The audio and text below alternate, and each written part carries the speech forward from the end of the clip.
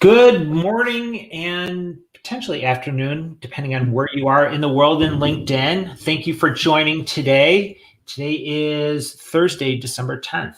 And I want to, first of all, thank everyone for joining. And we're going to have people joining in throughout this conversation and presentation.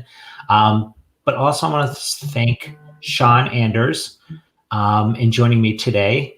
Shaun, welcome. Thank you very much, Michael. Pleased to be here. Appreciate the opportunity. So, Shaun, the reason that I wanted you to join is because during this year, there has been a lot of talk and conversation about big cities and people that were living in the cities that are now starting to move out. I know I'm in the suburbs of Chicago. I'm seeing it and hearing it, but in talking with you earlier last week about this, and this is why I thought the timing works great. Yeah. You're seeing a different area or different perspective. So before we get started on what's going on with the markets, specifically in New York City for residential real estate, Shaun, can you give everyone a background of yourself and your company? Sure. Just a brief background. So again, my name is Shaun Anders. I'm a residential real estate broker with the city's premier firm, Douglas Elliman.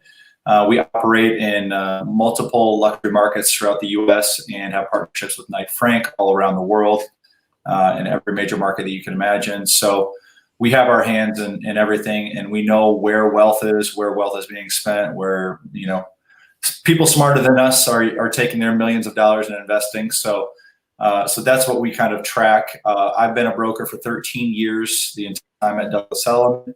I run a team of 6 agents. We're the top 100 in the entire country within our firm. We've been doing pretty well. This year's been interesting, of course. We'll get into that a little bit more, but just a little background on me. I grew up in the Midwest, just like Michael. I'm a Michigan boy. Go Blue. I'm also a huge Green Bay Packers fan, so that's a little bit of a head-to-head there with Michael. But they get the off quickly now. No, I'm kidding. I think we just hit 100 wins all time against you guys last week. So not that anybody's keeping track or anything. Just so everyone knows, we are not. This is not a sports conversation. No. Anybody that knows me knows that it would be a very short sports conversation. Thanks for that, Shaun. I appreciate that. No, I just had to throw that in there. I bring up the Midwest because that's where I'm from. My mom, who's been in real estate there for 35 years, she runs one of the top teams in Grand Rapids, Michigan, along with my brother and my entire family there. So, but I moved out to the East Coast to pursue some other opportunities when I was younger, and New York got its hooks in me, and I stayed and got into real estate, and things have been going extremely well since. So. That's great. And I personally love going to New York City when I can travel. A lot of times I'll go there maybe once or twice a month for business, and it's a great. Obviously, I don't need to say this, but it's a great city. Yeah. But again, as I mentioned earlier, with what's going on with COVID and people feeling claustrophobic in living in their apartments and not being able to be as mobile as they once were. Can you give us an overview of what's going on with New York City and I think the sales market? Let's start there.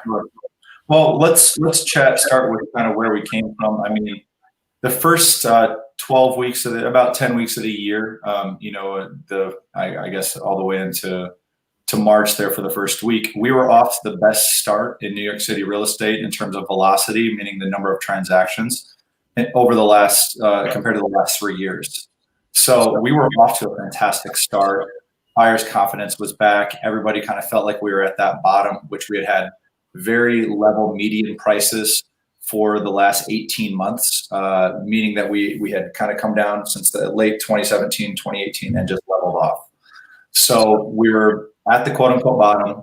Money was very cheap because interest rates are really low. Inventory was kind of floundering around. So that was at the point to where it would start to go back up, because if you have lower inventory, increased demand, prices go up. So buyers were finally starting to jump in, and then COVID. So COVID, as we all know, shut down the entire country, entire world. More so with New York City, we had very, very strict, things in place that refrained us from really doing our jobs and getting out and showing, because most people need to touch and feel and see the property in order to buy it. If you're spending that kind of money, you usually want to see it. Yes, we do sell a lot of stuff off plan when it's a new development or earlier on, but when it's a resale, which is the general part of the business in New York, about 80% of it, that's, people need to touch and see and feel it before they spend that kind of money. So the market really dipped pretty hard there, I would say, in terms of transactions.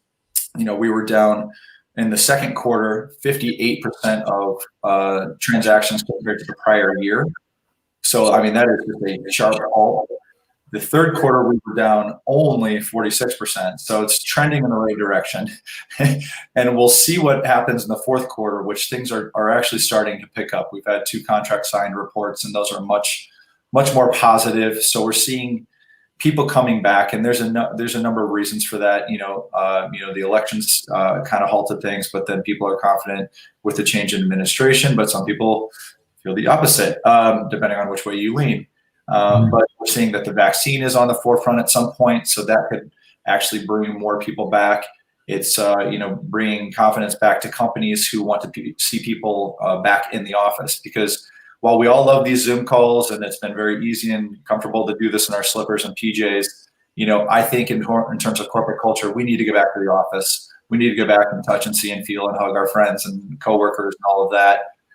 Just kind of create that culture. So that will be coming in the next few months. We all hope, which then will bring people back to the office, which then bring people back to the city. So that will bring our market back, is what we are all hoping for. So I don't flip back overnight, but that's kind of where we're at. Price-wise, everyone thought that we just took this massive, dip. Anywhere from maybe beginning of COVID to now, I would say anywhere between 10 and 15% below that number is where you got a nice little discount off of. But I think that's leveling off here with the uptick in activity. And believe it or not, compared to last year in the third quarter, our median prices, which is what we use because that takes out the high and the low, median prices, they're actually up 7.3% year over year. Wow. Now, that seems a little odd, right? But you have to read between the lines with that. There have been much more luxury transactions happening. So that's bringing that median price up. However, the number of transactions is down. So the share of the transactions that are luxury property, meaning over 3.8 million, has increased, because those are the smart buyers right now. They're taking advantage of the market. They're seeing something that was listed for 10 million, may have sold for 10 million last year. Well, now they're getting it for 8, or there's something that's 20 and they're getting it for 15. So that we're seeing a fair amount of that, and that's why the prices actually went up, with the number of sales down 45%. So. Are you seeing where a lot of I heard that international, there was a big push for international to come in and buy real estate in New York City and Chicago, LA, San Francisco. Have you seen that dip, or how is that? Have you seen an impact? I think that you've seen an impact on that. I would say in terms of the internationals, I mean, that has been repressed for the last few years. I mean, the large, and highly politicized country that loves to buy in the United States and invest money is China. Mm-hmm. Well, over about 2 years ago, they were required by their government to start repatriating their money, and they were not allowed to actually spend a certain amount of money outside of their own country, basically holding their money to themselves. So we've seen a dip in the Chinese pool over the last year and a half, and that's nearly dropped into next to nothing. Well, COVID has obviously slowed up the rest of the country, where the Russians, and believe it or not, the number one country that purchases in the United States is actually Canada. So we've seen a fair amount of just overall investors and people looking to purchase in the United States. That's slowed down significantly, obviously due to COVID and travel restrictions and that. So we expect that again, when the vaccine comes around and people become more comfortable and moving around freely, we expect that to change significantly. And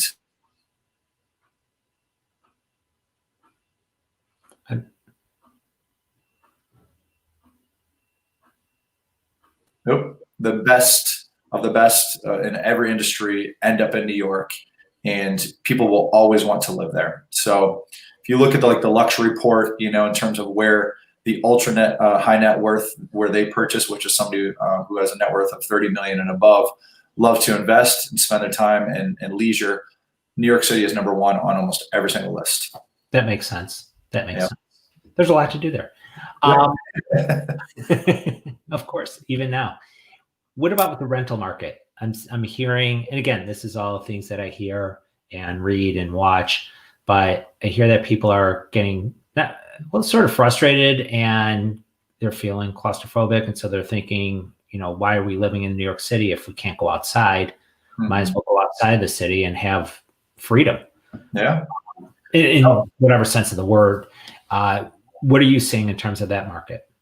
So, the rental market always plays off of the sales market. And usually if the sales market, just in general, if the sales market is down or it's slow, the rental market is frenetic and crazy, and the prices are going up and there's just no concessions. Well, this is the first time that in my 13 years where I have seen both the rental market and the sales market very, very slow, sluggish. Prices are down. Well, the obviously COVID has to do with that. Comfort level of just being in the city and in close quarters with other people has to do with that. There's a lot of people, still, I think they're starting to pay rent now. And I've never had any of my investors. We were still able to continue payments for each of my clients. Nobody was that unreasonable. So all of our tenants were still paying. But there's a lot of stories out there that where people have just kind of walked out of their leases, and you can't really pursue those right now because there's a restriction on pursuing, evicting people. So the rental market, definitely has taken a hit. We are down the price wise, just median prices as a whole as of November, we're down 18% year over year. If you add concessions into that, we don't have a metric for it exactly, but it's roughly between 25 and 30% off of what we were at last year. The vacancy rate still remains at an all-time high. We're at 4.4%. If you include the shadow vacancy, we're probably up near around 20%. So it is scary times right now as a landlord. You're really going to be taking a pretty big hit, knowing that it's likely just a year of a bad hit, but it's better to have somebody paying something than nobody paying nothing. Right. So that's what I've been trying to preach to my clients. Even if it's a hit for 1 year, we can talk about an increase next year, something reasonable. You can't do a 20% increase because you're down 20%, but do something reasonable and kind of work your way back up. So, and I think the rental market's going to see a big uptick in Q1 and Q2 once the vaccine comes back, as mentioned. And I think the vacancy rate will slowly trickle down, and the prices will start to settle a little bit, and we'll kind of move on from there. But it is, if you're out there and looking for a place to rent right now, we have people that moved out of a 1-bedroom last year and they found a 2-bedroom for the same price at no fee. So it's like, wow, it's tough. It's really tough, Huh. And are you seeing more people while they're shifting from a 1-bedroom, like you just said, 1-bedroom to a 2-bedroom? Are you seeing large numbers leaving the city? Like, we've heard this, and people are saying, like I said, people are getting out of the city, but maybe they're not. Are they? Yeah, I think it's settled off. I feel like that was romanticized, and certainly, actually the truth earlier on during COVID, when people could get out, they were getting out. I don't blame them. I was one of them. I'm still, up at our lake house, and I commute in when needed. So there's a lot of me out there, but I think, when people's jobs are starting to come back and all of that, they're moving back. And I always also track Westchester, Connecticut, kind of the outerlying areas, just to kind of see these trends that you're speaking to. Mm-hmm. Well, those markets, for the rental market and even the sales market, we saw people that were looking for a 2 and 3-bedroom in the city in the spring. Then COVID hit. Well, let's go find a 5 or 6-bedroom in a Westchester or out on Long Island or in New Jersey, and commute in, and have a backyard and have public schools and such. So people really, really thought long and hard about their lifestyle, where they lived, how they lived. Mm-hmm. Some people remained in their apartments and they redid their kitchen or redid a bath. But but a lot of people just grabbed everything and up and moved. That trend was very, very strong, I would say, for 3 to 4 months. Well, that's back down. Everything that I've seen in terms of the market reports and spoken to brokers that I work closely with out in Connecticut and Westchester, they've all said that the market has slowed significantly over the last month and a half. So I think we're seeing the trend slowing a bit, to where, sellers out there, if they could have gotten maximum price in the spring, I think they may not get that number anymore, just because the demand is just not going to be there. So it's all about confidence in security in your job and your health, and where your family wants to be. So I think people are really kind of getting to that point now that we see the vaccine is so close, and people feeling more comfortable with it. And a lot of people contracting this, and getting through it, like myself. I just, my whole family and I got it about a month ago, and we were very, very fortunate. It was very mild. And we passed it. And now we kind of feel, I don't want to say we feel invincible, but we kind of feel invincible. Now we're like, oh shoot, I can go, lick the poles in the subways again. I would never do that. But I'm just saying, you feel a little invincible with supposedly some antibodies. I got to go take one of those tests. You're not advising. I am. Just a disclaimer, I'm not advising anybody to ever lick a pole. Pre-COVID, post-COVID, don't ever touch those poles. All right, we're going to try and keep on track here. So one question just came up as far as new construction. Sure. City. More a resident, well, for both residential, commercial, what are you seeing? Yeah, so, new development, obviously that's always a hot topic for people. We still are seeing good discounts there, and just as it is in other markets, and there has been really good discounts in the new development market for the last 2 years, give or take. We saw a number of sales done in the second quarter was a 73% decline compared to the prior second quarter of 2019. This last quarter, in the third quarter, we saw only a 37%. So it actually dropped in half. So we saw a lot of people executing on new developments in the third quarter this year.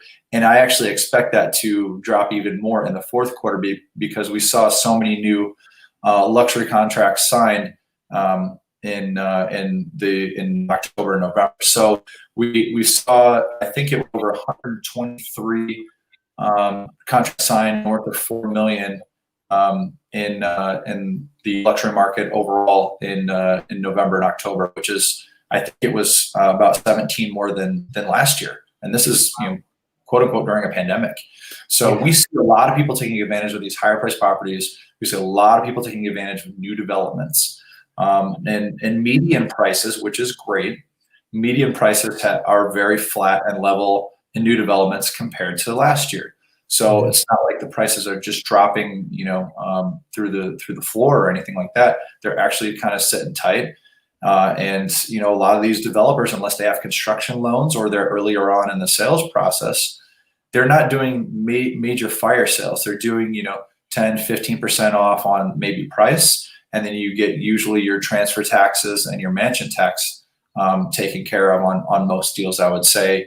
So, all in, you're looking at, 19, 18, 19, 20% off roughly on new developments, but that's starting to lessen a bit. So that's really good to see. Now, the one thing that is a little concerning with new developments is they usually launch a fair amount of sales every quarter. Well, they held off a lot of those because inventory only went up 2% quarter over quarter. So they did not launch a lot of new sales in the third quarter, obviously because of COVID.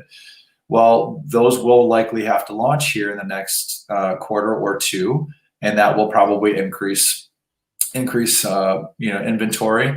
And if activity continues on the rate that it's going, it will eat up that inventory. So we're not going to expect prices to go down. These developers are smart. They're investors. They want to get their money back. So they're being smart about the launching and releasing of all this, quote unquote, shadow inventory. So I think overall the new development market is doing pretty well. I've heard of sponsors not negotiating at all and getting their prices. I've heard of some getting that 7 to 8% off. So I would still say the average is probably double-digit discounts, but I think again, unless they've got massive loans and construction loans they need to pay back, most developers are just going to sit tight and wait this out and hope the vaccine is the magic trick that does it. So yeah. That question came from actually my brother, Scott. Another question from Satyan, and I apologize if I mispronounced. Buying opportunities in the city, specifically in the less than $700,000 range. What are you seeing? Well, good, bad, indifferent? Yeah. So, I mean, just in terms of where that is, and I know this might be crazy for those of you across the country, but, usually below $1 million is what we would consider entry level in Manhattan. I know below $1 million, pretty much anywhere in the country will get you nearly a mansion. But in Manhattan, it's usually a 1-bedroom or a studio, maybe a 1-bedroom in this market. But that market, it certainly has taken a hit, just like every other part of the market. However, since there's such a much larger buyer pool for that, that tends to move a lot quicker. So if those are properly priced, those properties do move. I actually have a couple of those under contract myself right now. Because I go where the market is, and if people are buying it under $1 million, I will go work it under $1 million and work with my clients. So, those properties are moving a little bit. Prices aren't going anywhere. Money is still very, very cheap. So there's still many, many opportunities out there, and inventory is still at all-time high as well. So, I think that we need more buyers out there that are ready to take the leap, because, if everybody always talks about the time to buy, when is the bottom of the market, when is that, I didn't want to exactly time to capitalize on what's going on, that's right now. That was 2 months ago, 3 months ago, and I can still see that continuing on for another 5, 6, 7 months because of low interest rates. Money is cheap, the highest levels of inventory we've seen in the last 6 years, and you've got sales prices deflated. So that's the three-headed monster creating this perfect storm to when you actually, as a buyer, have the best time to buy. This is the best time to buy. If you're an investor, if you're a buyer, this is the time to put your money in, push all your chips in and do it. That's great. And Satyan had a follow-up question. From a buying opportunity, where do you see the biggest opportunity? Where are the biggest discounts even? And I think you may have answered some of that, but if you can just go over that again, that'd be great. Yeah, I mean, the biggest discounts are going to be, in that luxury sector, certainly up there where you're going to get, compared to what you got last year, you're going to see a nice, 20% discount with the COVID discount, essentially, in addition to what was already happening in the market. So, or from market high, I should say, because it cut out 2017, 2018. Okay. So market high was about 2017, 2018. We came down about 15% from that, give or take, over the last 18 months. And then COVID added another 10, 15%. So we're down from market highs about 25, 30%, give or take. So, the biggest discounts are going to be in the upper levels, but you can still find yourself a really nice apartment. And I was looking at this with some of my, entry level buyers, first time buyers, where, a property sold, I think it was in 2016, give or take, for around $895. Well, we could probably get it for $750. So those types of deals are out there. Yeah, and you can certainly find those. In terms of location throughout the city, downtown is all going to be on the market, and it has for a good decade or more. Brooklyn is kind of right in line with downtown, but you can definitely get really good discounts on the Upper East. I would say more on east of 2nd Avenue. And then Upper West, kind of Manhattanville, and certainly up into Harlem and some of the Upper Manhattan is where you can find really, really nice discounts. But there's great opportunities all around the city right now. Sure. And each and every seller is different. Each and every seller's motivations are different. So you kind of have to just take it one at a time and see, hey, where was this guy listed, last year? Where was this guy, where did this guy sell 4 or 5 years ago? Was there any renovations made? What kind of discount can I get off of that? That's what you should look at. So it's not like this is the best spot to buy. It's not like a wholesale kind of, blanket statement like that. Yeah. Yeah. So last question I have. Yep. Any rules, any laws that you see that could hinder the recovery? Like, do you see anything where they're going to say, because we're going to put this in and that's going to stall real estate? Well, Albany has done everything they can to hinder real estate in the last couple of years. A lot of rent protection laws that are, because they passed sweeping laws that were aimed at, larger landlords that own, multiple hundreds of units, and primarily a lot of them upstate. I mean, there's always been pretty strict laws with, the guys in New York City kind of taking advantage of tenants. So that's always been in place. But they passed some really sweeping laws without really consulting anybody downstate here, that it really hurt a lot of, one-off landlords. I have a lot of clients that, they moved or they bought something else, and maybe they own one apartment, or they need to sell this, or they need to rent it. It is really, really hurting them in terms of their return, or lack thereof, I should say. We're having a little bit of connection issue. Hold on one second. My bad. There we go. You're back. Okay. I was saying that, the Albany passed a lot of laws that really hurt kind of the one-off investors, that own a property in New York City, and they didn't really think about those guys. All they thought about were the big bad bullies that were taking advantage of tenants, not necessarily in the city, but really more so upstate. But there are some other laws that they are proposing, and we really need to fight back on these. And one of them is called a pied-à-terre tax, where they're basically going to try to tax apartments on an annual basis of, I believe it's anywhere between 3 and 4% of the price of the property as an annual tax if the person doesn't live there full time. Wow. So that is a small part of the market. And it's aimed at the billionaire row guys, that bought 20, 30, 40, $50 million properties that they don't live there. They just invested, but it's aimed at the kind of dip into their pockets. And if there's anything that's going to hinder the luxury market, it's that. If you want to, crush everything from the top down, it's that.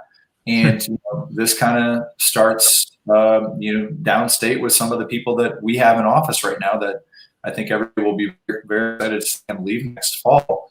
But he's leading the charge along with the people, and he's leading the charge with a few, and along with Albany, that are really doing everything they can to hinder the advantages that we have in owning in New York City. People want to own in New York City. They want to buy a piece of the greatest city on earth. And they're making it so expensive to do so. Yeah.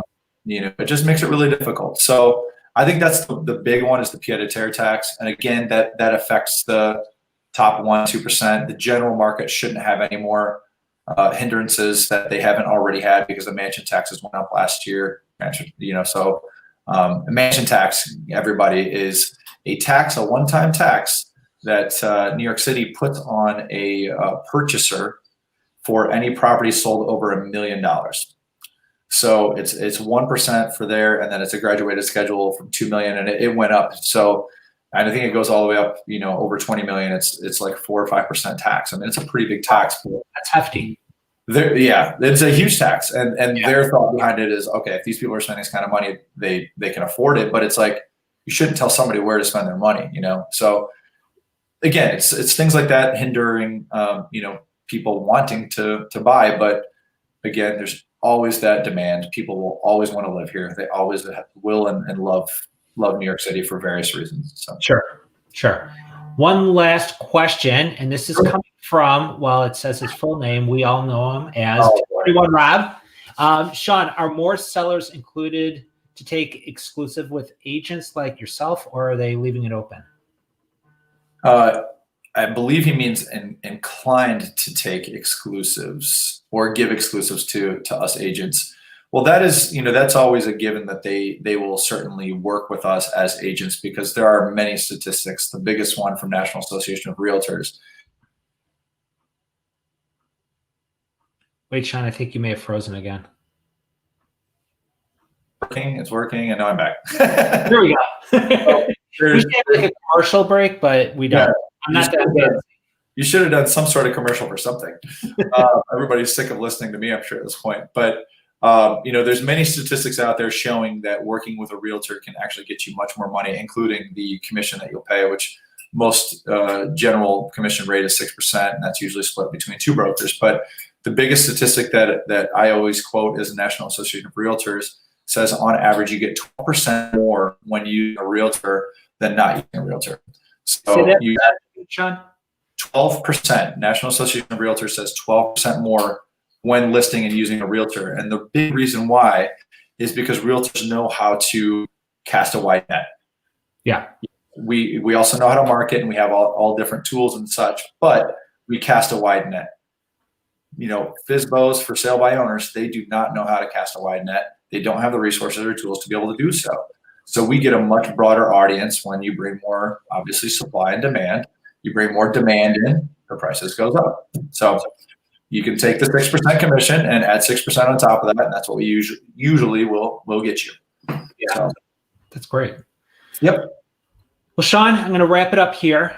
Thank you again. Any final comments, thoughts, ideas, visions? Anything? No, I just thank you, Michael, for your time and putting me out there and interviewing me and making me feel like a big guy for the day. I really enjoyed this, and if anybody has any questions, feel free to follow up with me. I'm happy to on a Zoom call with you. I may not be wearing a blazer, but I'll certainly get dressed up if you would like me to. But I appreciate the opportunity. I think New York City is a resilient place. We've never been through anything exactly like this, but we've been through some pretty big tragedies. We always bounce back better and stronger and ready to go. And I see New York heading in that direction. So I think we all just need to continue on and be positive, be loving towards each other, and just move forward and get excited for 2021, which is just a couple weeks away, and we can hopefully just forget 2020. On some of the fronts, I agree. All right, yeah. Shaun. Thank you again. Anyone has questions, thoughts, comments, Shaun's contact information is right below here, streaming.